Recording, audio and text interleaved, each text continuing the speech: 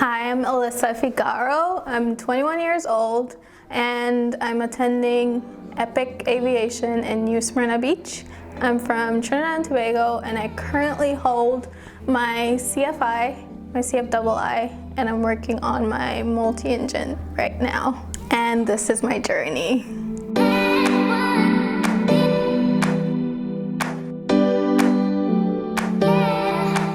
So I gained interest in aviation, I'd say about like 5 years old, or since I could walk. Nothing, like no other career was ever appealing. Like I never wanted to be a doctor or a lawyer or any of that. It's just been aviation. And I'd tell my parents and they'd laugh.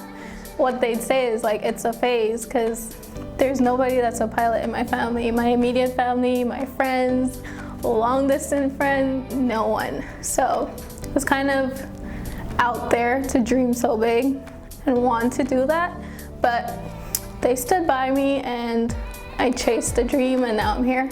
So that's how I got interested. So my most memorable moment flying or piloting command time flying would be when my parents came. About a month ago they visited, and it was the first time I've flown with them, so I really got to see their reactions and the smile on my mom's face, and my dad kind of like clinging to the seatbelt because he was so scared of me. But that went away, and they kind of got to see where their support and their love got me, and I just kept hearing them say that they were so proud of me, so that was the most memorable moment. I haven't received any negative feedback really. I just say from people that didn't know anything about aviation, and coming from such a small island, they wouldn't know. So ignorance, like they would ask, how are you gonna do this?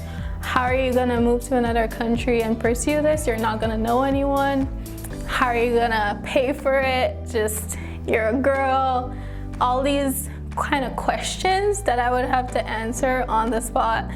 And it would sometimes like get you down, like, cause for myself, I was learning still and I was trying to figure it out too. I was trying to Google schools to go to and what are the best schools and what planes I would be flying. So those kind of questions. And then I'd say, so there was one pilot examiner that we came back from the check ride, and he kind of laughed and was like, I didn't expect such a good check ride from you. And that was kind of a slap in the face, but it was also a DP that's really hard on others. And he kind of gave me great compliments, great feedback. So I kind of brushed it off and moved forward and knew that I proved him wrong with whatever he expected. And I surpassed like his expectations. So those were my setbacks. When it comes to women in aviation, there's this term that they call us, we're unicorns, because you rarely ever see us, and it's kind of more rare to see a black woman in aviation in the US or anywhere outside.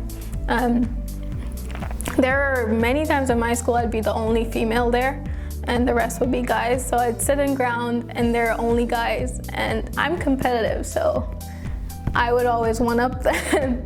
So there was no question within my community of whether I was capable, but there are definitely those people that will see you with their uniform and go, what are you? Are you a flight attendant? Like, well, no. Do they wear this uniform?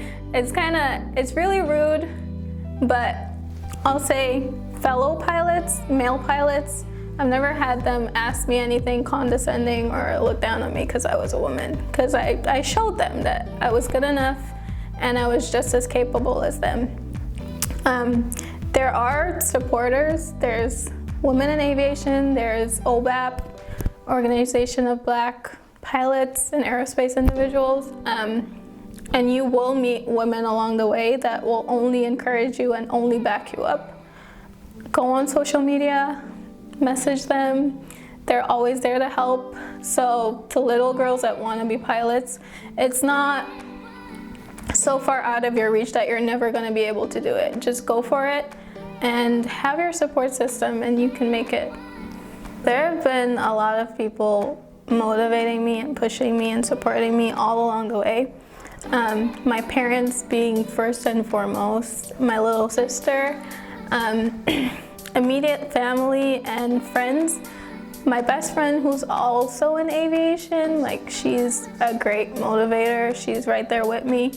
Of course, God, always. And definitely my instructors. I've had great flight instructors that always looked out for me, and thanks to them. And I'd say lastly, aviation is a really close-knit society, so all my friends on Facebook and Instagram, they always have encouraging words.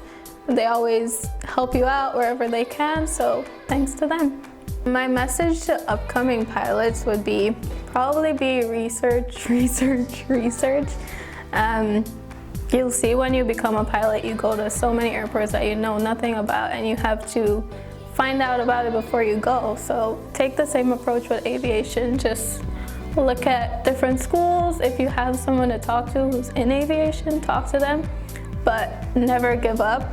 And don't listen to people that don't know anything about aviation that want to tell you about aviation.